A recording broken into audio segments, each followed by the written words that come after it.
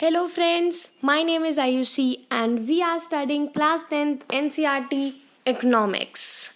So this is our second video of economics. But before starting my chapter, I want everyone to be safe from this deadly virus. I just hope that you are all following the guidelines being provided by the government, and I just really all of you to wash your hands, sanitize your hands before doing anything.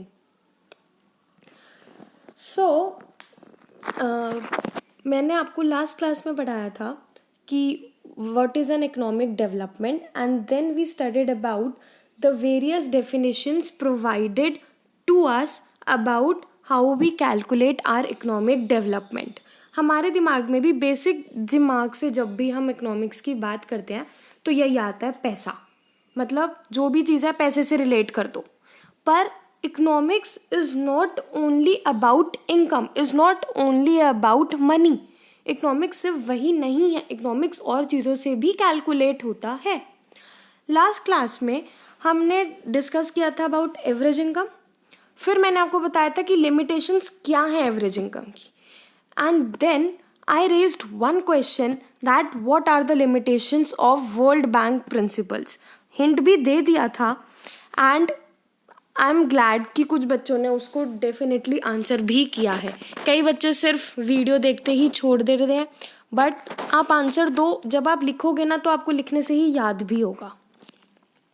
तो अब हमें पढ़ना है कि world bank के क्या principles थे. World bank के जो प्रिंसिपल्स की लिमिटेशंस थी वो वही सेम थी जो हमने एवरेज इनकम में पढ़ी थी. क्या थी कि एक तो जो भी ये डिस्ट्रीब्यूट हो रहा है लोगों में वो हमें ये नहीं बता रहा कि किस तरह डिस्ट्रीब्यूट हो रहा है. फॉर एग्जाम्पल कि अगर किसी अमीर को ज़्यादा मिल गया या किसी गरीब को कम मिला तो जो आपकी एवरेज इनकम होगी वो आपकी ज़्यादा ही दिखाएगी. तो इससे आप ये कैलकुलेट नहीं कर सकते थे कि किसी कंट्री की इकोनॉमी क्या चल रही है. You can't calculate. Okay. And the other reason was the one might have equitable distribution of income while the other have great disparities between rich and poor. Same point है जो आपको सिर्फ यही बताता है कि एक तो आपके और भी फैक्टर्स होते हैं. इसका मतलब सिर्फ इनकम ही आपका फैक्टर नहीं है. On the basis of income आप दो कंट्रीज में कंपैरिजन नहीं कर सकते क्योंकि एरिया का भी फर्क होता है. कोई कंट्री कितनी छोटी है, कोई कंट्री कितनी बड़ी है, कितनी पॉपुलेशन है, तो इसका मतलब आपने किस तरह डिवाइड कर रखी है अपनी इनकम, किस तरह लोगों में जो भी रिसोर्सेज हैं वो डिवाइडेड हैं, वो कितना उसको बेनिफिट ले पा रहे हैं, आपके पास कितनी टेक्नोलॉजीज़ हैं उनका बेनिफिट लेने के लिए. तो ये सब चीज़ें काउंट होती हैं, पर ये सब चीज़ें हम एवरेज इनकम में काउंट नहीं कर पा रहे थे. और वर्ल्ड बैंक ने यही कहा था कि हम जो इकोनॉमिक डेवलपमेंट है वो एवरेज इनकम के बेसिस पे काउंट करेंगे. बट हमें पता चल गया कि एवरेज इनकम तो गलत साबित हो रही है. इसका मतलब जो वर्ल्ड बैंक के प्रिंसिपल्स हैं वो भी गलत साबित होते हैं. Yes, they are somehow right, क्योंकि हम जब कुछ नॉलेज नहीं होती तो हम यही कहते हैं कि कुछ तो पता चला ना उसके बारे में, पर हम धीरे धीरे ही कुछ चीज़ों में कमी निकाल के फिर उसको सुधारते हैं, फिर सीखते हैं. तो इसी तरह फिर हमारे पास नई चीज़ें आई जिसमें हमने ये सीखा कि इनकम के अलावा भी हमारे पास और भी चीज़ें हैं जो हमें सीखने की ज़रूरत है, जो हमें पढ़ने की ज़रूरत है, जिनके वजह से आप इकोनॉमिक डेवलपमेंट को कैलकुलेट कर सकते हो. कैसे? देखो, पहली चीज़ आती है इन्फेंट मोर्टेलिटी रेट. इन्फेंट का मतलब होता है बच्चा और मोर्टेलिटी होता है मरना.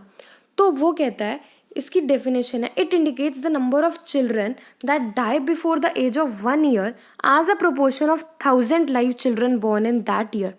मतलब कितने बच्चे की डेथ हो गई, छोटे बच्चों की जो जस्ट पैदा होते हैं, कितने बच्चों की डेथ हो गई अपॉन 1000. कितने बच्चे, जैसे मतलब होते हैं ना कि हमने 1000, आई एम नॉट टॉकिंग कि सिर्फ 1000 ही बच्चे पैदा हुए होंगे, पर मैं कहती हूँ कि जितने भी बच्चे पैदा हुए मैंने उनको हजार में बांट दिया. अब उन 1000 में कितने लोगों की मौत हो रही है, that is my infant mortality rate. अब हम ये अफोर्ड नहीं कर सकते कि बच्चे पैदा होकर ही मर रहे हैं, क्योंकि वो भी एक इकोनॉमिक डेवलपमेंट पे ही लॉस होता है.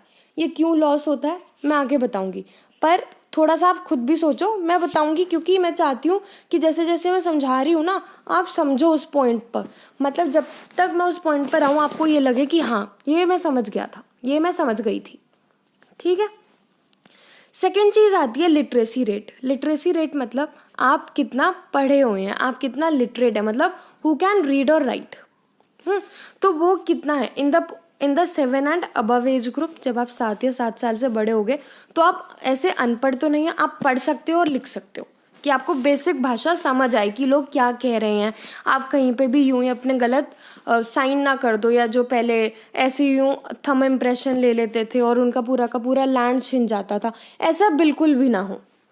नेट अटेंडेंस रेशियो का मतलब है कि ये लिटरेसी रेट को आगे बढ़ाने के लिए ज़रूरी है कि आप स्कूल जाओ। स्कूल जाने के लिए ये ज़रूरी है कि आप उसको अटेंड भी करो। सिर्फ स्कूल में नाम लिखने से तो स्कूल जाना या नॉलेज गेन करना नहीं हो सकता ना, आप जाओगे तभी तो कुछ पा पाओगे। So it is the total number of children of age group 6 to 10 attending school. इसके लिए क्या हुआ था कि जो गरीब बच्चे थे, जो गवर्नमेंट स्कूल थे, वो नहीं भेजते थे। अब उनके अपने रीजंस थे कि वो स्कूल नहीं भेजते थे। वो स्कूल इसलिए नहीं भेजते थे कि वो कहते थे कि हम 4 लोग हैं सपोज, और जिसमें से हम जितना लाते हैं उतना ही खा पाते हैं, मतलब हमारा रोज की दिहाड़ी का काम है। तो कहते हैं कि अगर हम इसको स्कूल भेज देंगे तो हमें थोड़ा सा ज़्यादा काम ढूंढना पड़ेगा जो हमें नहीं मिलता।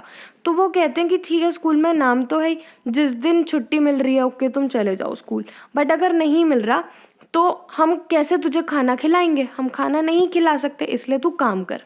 गवर्नमेंट को ये बात समझ आ गई, जिसके लिए उन्होंने शुरू करी मिड डे मील। उन्होंने कहा जो स्कूल भेजेगा उसको दोपहर का खाना मिलेगा। तो जो पेरेंट्स के ऊपर प्रेशर था कि वो उस बच्चे से कहते थे कि खाना तो तभी मिलेगा ना जब पैसे कमाओ, तो वो खाना स्कूल वाले देने लग गए। अब जब वो देने लग गए तो उन बच्चों को नॉलेज भी मिलने लग गई। तो मेन काम तो यही है कि आपको नॉलेज मिले। अब ये तीनों चीज़ें क्यों इम्पॉर्टेंट है? ये तीनों चीज़ें इसलिए इम्पॉर्टेंट है क्योंकि हमें यूएनडीपी की वजह से एक और हमारा प्रिंसिपल आया जिन्होंने ये बोला कि इकोनॉमिक डेवलपमेंट को मेजर करने के लिए ह्यूमन की डेवलपमेंट होना बहुत ज़रूरी है। बिकॉज सपोज मैंने जब आपको ज्योग्राफी में रिसोर्सेज वाला चैप्टर पढ़ाया था तो मैंने आपको कहा था कि यहाँ आपकी टेक्नोलॉजी है, यहाँ आपके इंस्टीट्यूशंस हैं और यहाँ आपका एनवायरनमेंट है, पर इन तीनों को रिलेशन में आपके ह्यूमंस आते हैं। ठीक है, तो जो ह्यूमंस है वो क्यों आते हैं? क्योंकि वो एक बेसिक रिसोर्स है, वो तो अल्टीमेट रिसोर्स है, बहुत इंपॉर्टेंट है। ह्यूमंस ही तो हैं जो टेक्नोलॉजी चला रहे हैं, इंस्टीट्यूशंस जा रहे हैं, जिनके वजह से सब काम हो रहा है। तो अगर आपकी ह्यूमंस की ही ग्रोथ नहीं हो रही तो आप वो पैसा भी कैसे ही मल्टीप्लाई कर पाओगे? नहीं कर पाओगे। तो हमें ये पता चला कि ये life expectancy, infant mortality rate, हम ये हम ये अफोर्ड नहीं कर सकते कि कोई मर जाए, बिकॉज वो कोई भी बच्चा क्या कर सकता है ये हम उसे बचपन से तो नहीं पता, पर हम उस चाहते हैं कि वो पैदा हो, कुछ सीखें और फिर कुछ ग्रोथ हो। हम जैसे बोलते हैं ना, we are the future. Why we are the future? Because हम में से कोई क्या करेगा अपनी कंट्री के लिए किसी को नहीं पता। तो हम सबसे ये उम्मीद रखते हैं कि हाँ सब अपने देश के लिए कुछ ना कुछ करेंगे, एंड डेफिनेटली हम सब कुछ कर भी रहे हैं। फॉर एग्जाम्पल मैं पढ़ा रही हूँ तो मैं भी कुछ कर ही रही हूँ ना, बिकॉज टीचिंग तो बहुत ही अच्छी चीज़ है। लिटरेसी रेट बहुत इंपॉर्टेंट है पढ़ना। नेट अटेंडेंस रेशियो से ही आप एक एजुकेटेड सोसाइटी बन पाओगे। सो ह्यूमन डेवलपमेंट इंडेक्स चीज़ आई जिसने बोला कि it is a combination of development such as health, important चीज़ जिसकी वजह से जो हमारी डिग्रेड होती है, कोई बीमार हो जाता है, इलाज नहीं होता, डेथ हो जाती है, तो हम ये चीज़ को कम कर पाएँ। एजुकेशन आई एंड इनकम आई, जिससे फिर वो आप कैसे कैसे कमा पा रहे हैं, कैसे काम कर रहे हैं, कौन जैसे चाइल्ड लेबर नहीं हो रहा, सब चीज़ें आती हैं उसमें। सो ह्यूमन डेवलपमेंट रिपोर्ट ने ये बोला, जो कि उससे अलग थी, कि human development is a combination of factors like health, education and income as indicators, ये सब। So according to it health and education are important for development beside food, clothing and shelter. रोटी कपड़ा मकान से पहले तो ये ज़रूरी है कि आपकी हेल्थ अच्छी हो और आपको एजुकेशन मिले, जिसको हम हिंदी में ऐसे भी बोलते हैं, पहला सुख निरोगी काया। मतलब पहला जो सुख है आपका वो तो डिपेंड करता है कि आपको कोई बीमारी तो नहीं है। अगर आपके पास बहुत पैसा है और आप यूं ही बेड पे पड़े हो, क्या फ़ायदा? आप खुश नहीं रहोगे उस टाइम पे। आई डोंट वांट कि किसी के साथ ऐसा हो, बिल्कुल ना हो, बट जस्ट एक्सप्लेनेशन दे रही.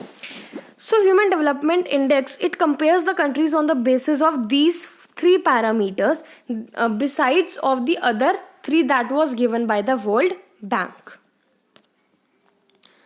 Now when we are talking about economic development, बहुत important चीज़ आती है sustainable development.